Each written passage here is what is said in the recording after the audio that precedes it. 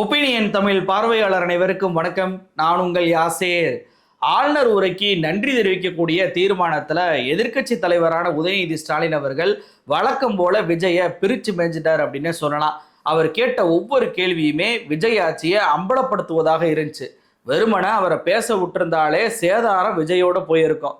ஆனா விஜயை நாங்க காப்பாத்துறோம் பாரு அப்படின்னு சொல்லிட்டு அமைச்சராக இருக்கக்கூடிய ராஜ்மோகனும் ஆதவ அர்ஜுனா உள்ள புகுந்து உதயநிதி கிட்ட வாங்குன்னு வாங்கி இருக்கிறாங்க. சரிங்க, எதிர்கட்சி என்பது ஆளுங்கட்சியை அடிப்பது என்பது விஜயோடைய ஆட்சியில வழக்கமான ஒரு விஷயமாக மாறி போச்சு. இதுல என்ன புதுசுன்னு கேட்குறீங்களா? இந்த முறை ஆளுங்கட்சியை போட்டு அடிச்சிருக்கிறாங்க. ஆமாங்க, ஆதவ அர்ஜுனா நீ வெளியே பேசுறதுல போய் அதெல்லாம் சட்டசபையில பேசிக்கிட்டு இருக்க கூடாது, ஆதாரத்தோட பேசு அப்படின்னு சொல்லிட்டு சபாநாயகரே ஆதவ அர்ஜுனாவுக்கு ஒரு முறை அல்ல, 2 முறை அல்ல, 3 முறை கொட்டு வச்சாரு இன்னைக்கு ஒரே நாள்ல. அப்படி இந்த 3 முறை என்ன கொட்டு வச்சாரு? அந்த 3 முறை கொட்டு வச்சதுல நமக்கு பிரத்யேக வீடியோ காட்சிகள், வேறு காட்சிகள், வீடியோக்கள் நமக்கு கிடைச்சிருக்கு. அதை இந்த வீடியோவில் நாம வெளியிட்டு அம்பலப்படுத்த போறோம். இந்த வீடியோவை முழுமையா பாருங்க. மறக்காம நம்மளுடைய ஒப்பீனியன் தமிழ் சேனலை சப்ஸ்கிரைப் பண்ணிக்கோங்க. இன்னைக்கு சட்டமன்றம் கூடுது, அதுவும் எதிர்கட்சி தலைவரான உதயநிதி ஸ்டாலின் அவர்கள் பேச போறாரு அப்படின்னு இன்னைக்கு விஜய்க்கு மிகப்பெரிய அடி காத்திருக்கு அப்படின்னு சொல்லி ஒட்டுமொத்த தமிழ்நாட்டு மக்களும் எதிர்பார்த்தாங்க. எதிர்பார்த்ததை போலவே பார்த்தீங்கன்னா உதயநிதி அவர்கள் பாயிண்ட் பை பாயிண்டாக விஜயுடைய ஆட்சியை பிரிச்சு மேய்ஞ்சிட்டாரு. இப்படி அவர் பிரிச்சு மேய்ஞ்சுக்கிட்டு இருக்கும் போது விஜயை காப்பாத்துறேன்னு வந்த ஆதவ அர்ஜுனா சொந்த கட்சி சபாநாயகராலேயே அசிங்கப்பட்டு அவமானப்பட்டு போயிருக்கிறாருங்க. 3 முறை கொட்டு வாங்கினார். அதை வரிசையாக 1 by 1 நான் சொல்றேன். முதல் சம்பவம் என்ன அப்படின்னா, நமக்கெல்லாம் தெரியும், சில நாட்களுக்கு முன்பு மேயர் பிரியாவும் திருவிக நகர் எம்எல்ஏவாக இருக்கக்கூடிய பல்லவி அவர்கள், இந்த கை குழந்தையோட எல்லா இடத்துக்கும் வருவாங்களே, அந்த எம்எல்ஏவுக்கும் விளக்கேற்றுறதுல பிரச்சனை வந்துச்சு. மேயர் பிரியா அவர்கள் அவர் முதல்ல விளக்கேற்றிட்டு சட்டமன்ற உறுப்பினராக இருக்கக்கூடிய பல்லவி அவர்களை விளக்கேற்ற விடாம தடுத்துட்டாங்க அப்படின்ற குற்றச்சாட்டை கை குழந்தையோடைய பல்லவி அவர்கள் பேசினாரு. மேயர் பிரியா அவர்கள் என்ன சொன்னாரு? புரோட்டோகால் படி என்ன நடக்கணுமோ அதான் நடக்கணும், இவங்க புதுசா எம்எல்ஏ வந்திருக்கிறாங்க தெரியலங்க, அவங்களுக்கு சொல்வதற்குள்ள அவங்க கோச்சுக்கிட்டு போயிட்டாங்க அப்படின்னு சொல்லிட்டு ஒரு விளக்கத்தை கொடுத்தாங்க. ஆனா இந்த விளக்கத்தை ஏற்காத ஆதவ அர்ஜுனா ஆர்கே நகர்ல ஒரு மீட்டிங்கை போட்டு பேசுறாரு. என்ன பேசினாரு?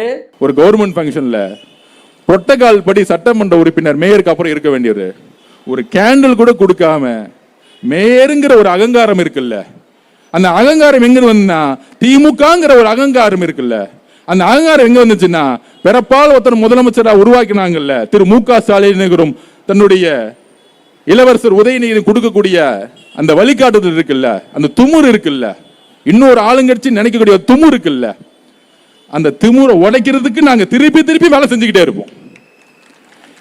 இது வரைக்கும் நாங்க பதில் சொல்லல. எப்ப எங்களுடைய சகோதரி பல்லவி அக்காவை நீங்க அவமானப்படுத்துறீங்களோ, திரு உதயநிதி அவர்களே, உங்க நெத்தி முன்னாடி சேலஞ்ச் பண்றேன். ஒரு சாதாரண தொண்டனா இங்க இருக்கக்கூடிய ஆர்கே நகர் மக்கள் இங்கிருந்து ஆரம்பிக்கிறோம் சேலஞ்ச். இன்னும் 8 மாசத்துல உள்ளாட்சி தேர்தல் நடக்க போகுது. 8 மாசத்துல 8 மாசம் நடக்க போகுது. தைரியம் இருந்தா, தில் இருந்தா, 75 வருஷம் திமுகவா இருந்தா, பெரிய ஆழமா இருந்தா 25 மேயர்ல ஒரே ஒரு மேயரை ஜெயிச்சிருங்க. ஒரு மேயர். கை குழந்தையோடு வந்த அந்த பல்லவி எம்எல்ஏவை மேயர் அகங்காரத்தோடு விரட்டி அடித்தார். இந்த அகங்காரம் எங்க இருந்து வந்துச்சு? பிறப்பின் அடிப்படையில் சிஎம் ஆகலாம் என்ற ஸ்டாலின் கிட்ட இருந்து வந்துச்சு. திமுகவுடைய அகங்காரத்தை நாங்கள் ஒடுக்க போறோம். வரக்கூடிய மேயர் தேர்தலில், உள்ளாட்சி தேர்தலில் 25 மேயர் நாங்கள் தான் ஜெயிக்க போறோம். ஒன்று கூட திமுகவில் ஜெயிக்க முடியாது. கை குழந்தையில் வந்த பெண்ணை இப்படிதான் நடத்துவீங்களா? புரோட்டோகால் தெரியாதா? புரோட்டோகால் வகுப்பெல்லாம் எடுத்தாருங்க ஆதவ அர்ஜுனா. ஆனா இன்னைக்கு அந்த புரோட்டோகாலை சபாநாயகர் அவரே உடைச்சு விட்டாரு. சபாநாயகர் என்ன சொன்னாருன்னு பாருங்க. திருவிக நகர் தொகுதியில் அந்த பள்ளிக்கட்ட திறப்பு விழா நிகழ்ச்சி நடைபெற்ற நிகழ்வு மரபு நெறிமுறை குறித்த புரிதல் இல்லாமல் தெரிந்தோ தெரியாமலோ அல்லது அறிந்தோ அறியாமலோ நடந்த அந்த நிகழ்வு இனி வரும் காலங்களில் தொடராது என நம்புகிறேன். அதனால் அந்த மனுவின் மீது மேல் நடவடிக்கை தேவையில்லை என கருதுகிறேன். உரிமை மீறல் குழுவுக்கு அனுப்புவதோ வேறு வகையிலோ நடவடிக்கை எடுப்பதோ தேவையில்லை என்று கருதுகிறேன். யாரோ ஒருத்தர் இந்த பல்லவி எம்எல்ஏ மீது உரிமை மீறல் பிரச்சனையை கொண்டு வந்துட்டாங்க. இவர் விசாரிக்கணும் அப்படின்னு சொல்லிட்டு. ஏன் புரோட்டோகால் தெரியாம இவர் போய் மேயரை போய் வம்புழுத்திருக்கிறாரு அப்படின்னு சொல்லிட்டு சபாநாயகர் கிட்ட புகார் என்பது கொடுத்திருக்கிறாங்க. திமுகவிலிருந்து ஏதோ ஒரு எம்எல்ஏ தான் கொடுத்திருப்பாங்க. அப்ப அதை விசாரித்த சபாநாயகர் தான் அறியாமல் தெரியாமல் பண்ண தப்புங்க, பாவங்க விட்டுருங்க அப்படின்னு சொல்லக்கூடிய அளவுக்கு இன்னைக்கு நடந்திருக்கு. அப்ப சபாநாயகருடைய கூற்றுப்படி மேயர் பிரியா எந்த தப்பும் செய்யலை அப்படின்றது தெரிஞ்சு போச்சா? ஆனா ஆதவ ஒரிஜினா என்ன சொன்னாரு? புரோட்டோகால் தெரியுமா, எம்எல்ஏ தான் முதல்ல ஏற்றணும், அகங்காரம் பிடிச்சவங்க அப்படின்னு சொல்லிட்டு சம்பந்தமே இல்லாமல் ஸ்டாலினை இழுத்து நாங்கள் மேயர் 25 ஜெயிப்போம்னு சொல்லிட்டு சவால் விட்டு இப்படி சோல்டரை ஏற்றி பேசினது அத்தனையுமே இன்னைக்கு சபாநாயகர் புஸ்வானம் ஆக்கி விட்டார். இது முதல் சம்பவமா? ரெண்டாவது சம்பவம், தமிழ்தாய் வாழ்த்த நீங்க முதல்ல பாடணும், கடைசியா தான் நீங்க தேசிய கீதத்தை பாடணும். மரபை ஏன் மாத்துனீங்க? ஏன் 2 முறை தேசிய கீதத்தை பாடினீங்க? அப்போ உங்களுக்கு ஆளுநர் தான் முக்கியமா, தமிழ்தாய் வாழ்த்து முக்கியம் இல்லையா அப்படின்னு சொல்லிட்டு உதயநிதி அவர்கள் லெஃப்ட் அண்ட் ரைட்டை வாங்கிட்டு இருந்தாரு இந்த ஆட்சியை. அப்போ விஜய் எப்படி அமைதியா இருக்கிறாரோ அதே மாதிரி அமைதியா ஆதவ ஒரிஜினா இருக்கணும்ல. எந்திரிச்சு நின்று நான் கொடுக்குறேன் பாரு பதிலடி அப்படின்னு சொல்லிட்டு மாட்டிக்கிட்டாரு. என்ன பேசினாரு நீங்களே பாருங்க. மாண்புமிகு எதிர்க்கட்சி சொல்லக்கூடிய நோக்கம் தமிழக மக்களுக்கு தவறுதலா சொல்லக்கூடாதுங்கிற பதிவை நாங்கள் செய்கிறோம். எங்களுடைய முதலமைச்சருடைய எண்ணம் என்ன, தமிழக மக்களுடைய எண்ணமோ அதுதான் எங்களுடைய முதலமைச்சருடைய எண்ணம். கடந்த 3-4 வருடங்களாக தமிழ்தாய் வாழ்த்து இங்க பாடப்படல. ஆளுநரை எதிர்த்தீர்கள், வெளிநடப்பை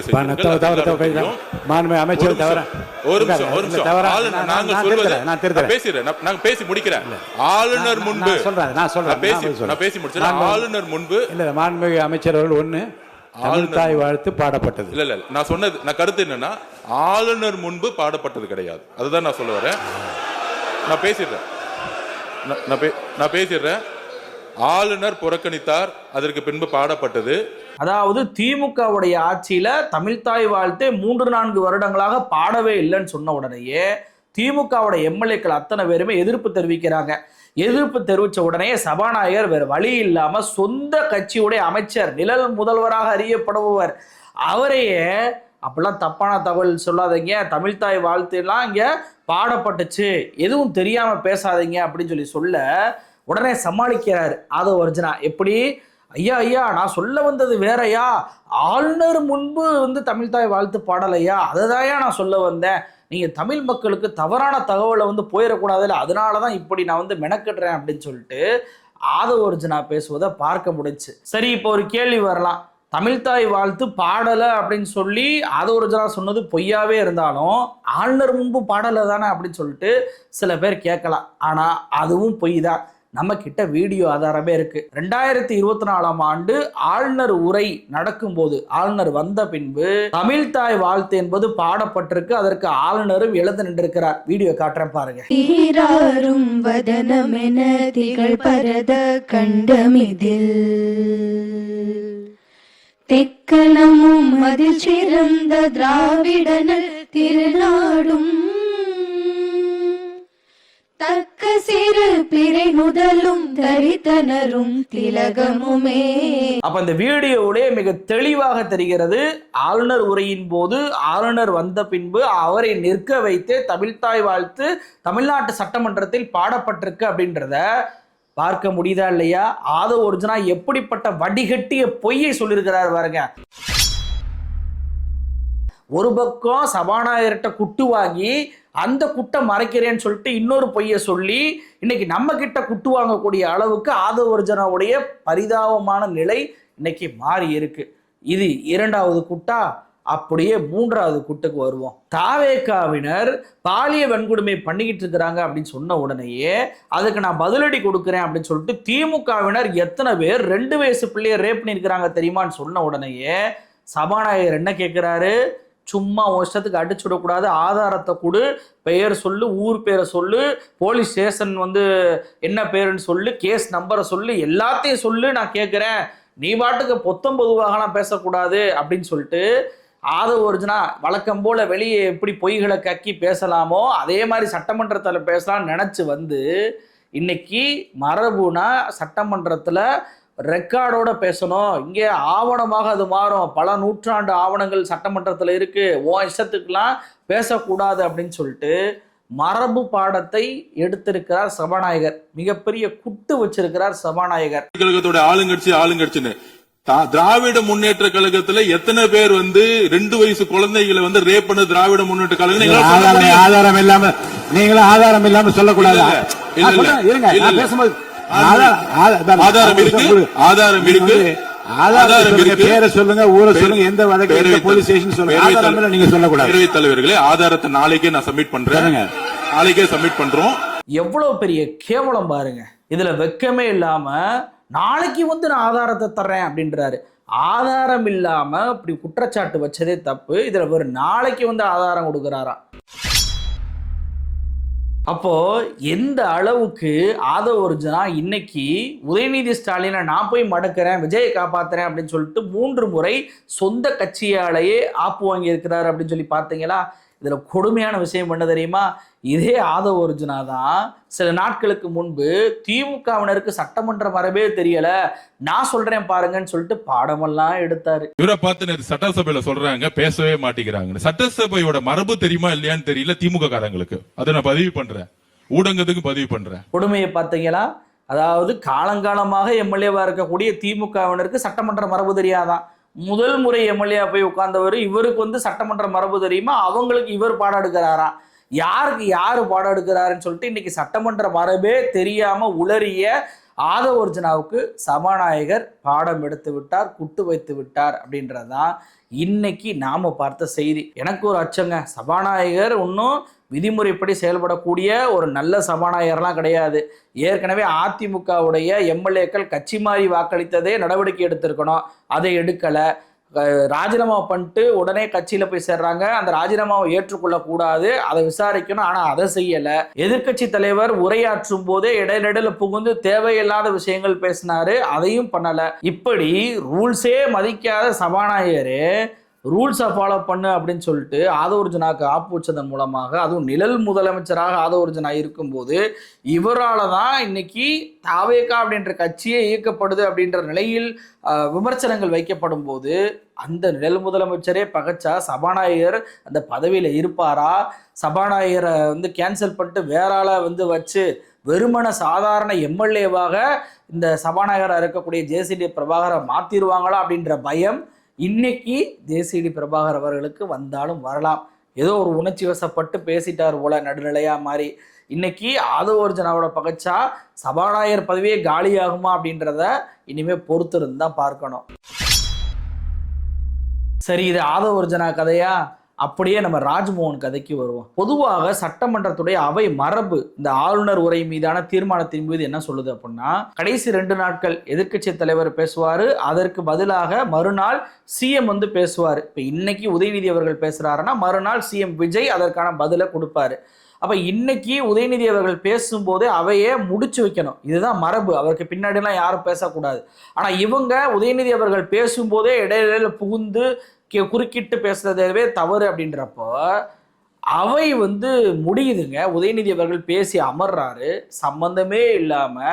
இந்த அரசாங்கத்துல அந்த காலத்து மன்னர் காலத்துல அவை புலவனா இருப்பாங்க தெரியுமா, அது மாதிரி தாவேகாவுடைய அவை புலவன் போல பேசி கொண்டிருக்கக்கூடிய ராஜ்மோகன் எந்திரிச்சு பதில் கொடுக்கிறார்.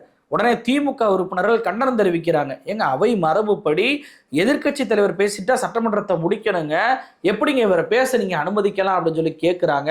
இருங்க அப்படின்னு சொல்லிட்டு பேச சொல்றாரு. உடனே செய்தி தொடர்பு அமைச்சராக நான் சிலவற்றை பேச விரும்புகிறேன் அப்படின்னு சொல்லிட்டு, சரி செய்தித்துறை குறித்து ஏதோ சொல்ல போறாருங்க, ஆர்வமா பார்ப்போம் அப்படின்னு சொல்லி பார்த்தா அவை புலவனை விட மோசமாக பேசக்கூடிய பேச்சை பேசுறாரு. நான் முதல்வன் திட்டம், இது ஏங்க நீங்க பேரை மாத்துறீங்க அப்படின்னு சொல்லிட்டு உதயநிதி அவர்கள் கேட்டாரு. அதற்கு ஏன் பேரை மாத்தணும்ன்ற பதில சொல்லணும்ல, சொல்றதை விட்டுட்டு நான் முதல்வன் எல்லாரும் சொல்லிட்டு இவங்க குடும்பத்துல மட்டும் முதலமைச்சர் வர்றது மாதிரி பண்ணிட்டாங்க அப்படின்றாரு. எந்த கேள்வி கேட்டா என்ன பதில் வருது? மின்சார வெட்டை பத்தி கேட்டோம் அப்படின்னா, மின்சார வெட்டு குறித்து ஜெயலலிதா அவர்கள் என்ன சொல்லியிருக்காருமா, அது புரட்சி தலைவி அம்மா அவர்கள் என்ன தெரியுமா சொல்லியிருக்காரு அப்படின்னு சொல்லிட்டு மின் தடையை உருவாக்கிய திமுகவே அதை பேசலாமான்ற வார்த்தையை பேசுறாரு. அது மட்டும் இல்லாம அலிபாபாவும் 42 மாதிரி அலிபாபாவும் ஃபியூஸ் கேரியர்ன்றாரு. இதுக்குத்தான் செந்தில் பாலாஜி சிவசங்கரம் நாக்கப்படுங்கிற மாதிரி கேள்வி கேட்டாங்க. ஏங்க காலையில் ஃபியூஸை பிடுங்கினா எப்படிங்க நைட்டு வந்து கரண்ட் போகும், அதுவும் எப்படிங்க விட்டு விட்டு கரண்ட் போகும், ஃபியூஸை பிடுங்கினா கரண்டே வராது இல்லைங்க அப்படின்னாரு. இதனை விட கொடுமைனா அந்த ஃபியூஸ் கேரியர்லாம் அவ்வளோ ஈஸியாக பிடுங்க முடியாது, பெரிய பெரிய டிரான்ஸ்ஃபார்மரில் இருக்கிறதெல்லாம் அதெல்லாம் ரொம்ப பவரானது, அப்படிலாம் ஈஸியாக பிடிக்கிற முடியாது. அப்போ மக்களை முட்டாளாக்கணும் அப்படின்றதுக்காக சட்டமன்றத்திற்கு வெளியே தான் இவங்க பொய்யை பேசுகிறாங்க. அப்படின்னா இந்த அவை புலவனாக இருக்கக்கூடிய ராஜ்மோகன் அவர்கள் என்ன பண்ணுறாரு, அதை வந்து சட்டமன்றத்திலே பேசுகிறாரு. கேட்டால் பதிலடியா உருப்படியா ஒரு விஷயத்த பேசினா பரவாயில்ல, பதிலடின்ற பேரில் குப்பை மாதிரி பேசுனதுனால தான் நீ பாட்டு கதறு, நான் வந்து கேட்பதற்கு தயாராக இல்லை, அவை மரபுப்படி நான் பேசணுட முடியும்னு சொல்லிட்டு உதயநிதியிலேருந்து திமுகலேருந்து எல்லாரும் எந்திரிச்சு போயிட்டாங்க. யாருமே இல்லாத கடையில் யாருக்குப்பா டீயாத்துற மாதிரி ராஜ்மோகன் அவர்கள் தனியாக புலம்பிக்கிட்டு இருக்கிறாரு. ஆனால் அந்த மீடியாக்கள் அவர் ஏதோ பெரிய ஹைப் ஏற்றி பதிலடி கொடுத்த ராஜ்மோகன் அப்படின்றாரு. சட்டமன்ற மரபுப்படி உதயநிதி அவர்களுக்கு மறுநாள் விஜய்க்கு நீங்க எழுதி கொடுங்க, எழுதி கொடுத்தா விஜய் அவர்கள் வாசித்து விட்டு போட்டோம், அதுதானங்க மரபு. நான் விஜய்க்கு பேச தெரியாது, நான் பதில் கொடுப்பேன் அப்படின்னு சொல்லிட்டு விஜய் இம்ப்ரெஸ் பண்றேன்ற பேர்ல என்னத்தையாவது குப்பை மாதிரி பேசினா அது சட்டமன்றமா இல்லையா? சட்டமன்றத்தில் ஜோக்கர்ஸ் மாதிரி மாத்திக்கிட்டு இருக்கிறீங்க. இன்னைக்கு இந்து சமய அறநிலைத்துறையுடைய அமைச்சர் சொல்றாருங்க, 500 பேர் தான் வரக்கூடிய கோயிலுங்க குன்னூர்ல, அதுக்கு 10 கோடிக்கு கார் பார்க்கிங் பண்ணி வச்சிருக்கிறாங்க அப்படின்றாங்க. குன்னூருன்றது மலை பிரதேசம், சுற்றுலா பயணிகள் தான் வருவாங்க. வரக்கூடிய சுற்றுலா பயணிகள் காரை எங்கே போய் நிப்பாட்டுவாங்க? மலை சரிவில் எல்லாரையும் சரிச்சு விட்டுலாமா காரை? இல்லை ரோட்டில் நிப்பாட்டினா டிராஃபிக் ஆகாதா? எங்கே போய் வைப்பீங்க? எல்லாரும் அவங்க தலையில் வச்சுக்கிடுவாங்களா காரை? அப்போ கார் பார்க்கிங் என்பது அவசியமான ஒரு விஷயன்றதுனால, அது மலை பிரதேசம் சுற்றுலா தலன்றதுனால அங்கே வந்து கார் பார்க்கிங் பண்ணால் அது எதுக்கு காசை வேஸ்ட் பண்ணீங்க அப்படின்னு சொல்லி கேட்குறாரு. ஸ்கூல் பசங்களெல்லாம் அமைச்சராக்கினா இந்த நிலைமை தான் ஆகும். இது எல்லாத்தையும் கூட மன்னிக்கலாம். நான் ஏற்கனவே சொன்னல, நான் முதல்வன் திட்டம் இவங்க பேரை மாற்றினாங்கன்னு சொல்லிட்டு எல்லோருமே என்னங்க சொன்னோம், நான் முதல்வன்னா விஜய் நான் தான் சிஎம், அதை எப்படி எல்லாரும் சிஎம்னு சொல்லலாம் அப்படின்னு சொல்லிட்டு ஒருவேளை மாற்றிருப்பாரோ அப்படின்னு சொல்லிட்டு ஒரு பேச்சுக்கு தாங்க நாங்கள்லாம் வந்து சொன்னோம். நான்லாம் ஒரு பதிவு கூட அப்படி போட்டேன். ஆனால் உண்மையிலே அதாங்க நடந்திருக்கு. நிர்மல்குமார் ஒரு பேட்டி கொடுக்குறாரு, நான் முதல்வன் சொல்லிட்டு என்ன எல்லா பசங்களையும் நான் முதல்வன் ஏதோ சிஎம் ஆக்குற மாதிரி பேசிட்டு இருக்கிறாங்க, அதான் நாங்கள் மாற்றணுன்றாரு. எவ்வளோ பெரிய சேடிஸ்ட் மனநிலை பாருங்க. நான் முதல்வன்னா ஒரு மாணவன் சொல்லக்கூடாதா? நான் வந்து திறனை வளர்த்து கொண்டு நான் ஒரு முதல்வனாக நிற்கிறேன் அப்படின்னு சொல்லி சொல்வதில் என்ன பிரச்சனை?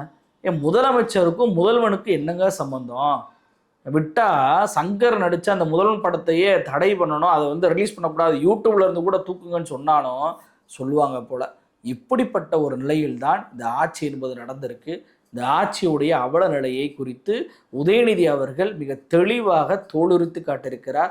அது தோலுரிக்கிறத நான் உள்ள போகிறேன்னு சொல்லிட்டு விஜயை காப்பாத்துறன்ற பேரில் ஆதவ் அர்ஜுனா அம்பலப்பட்டு போய் நிற்கிறார். இந்த கும்பல் சட்டமன்றத்திற்கு வெளியே பேசுவதையெல்லாம் சட்டமன்றத்தில் பேசலாம் என்று நினைத்து அசிங்கப்பட்டு இன்னைக்கு ஒட்டுமொத்த மக்கள் மன்றத்தின் முன்னாடியும் அம்பலப்பட்டு போய் நிற்கிறார்கள் அப்படின்றதான் இன்னைக்கு சட்டமன்றத்தில் நான் பார்த்த விஷயம். நன்றி.